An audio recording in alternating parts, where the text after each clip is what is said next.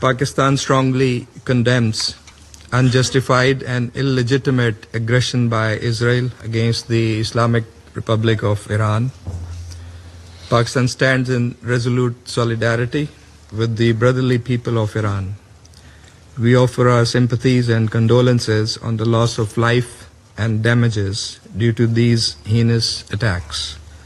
The Israeli military strikes violate the sovereignty and territorial integrity of Iran and clearly contravene the UN Charter and fundamental principles of international law.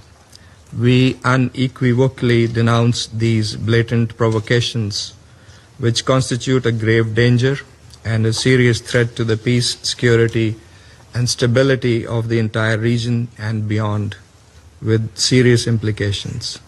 Iran has the right to self-defense under Article 51 of the UN Charter.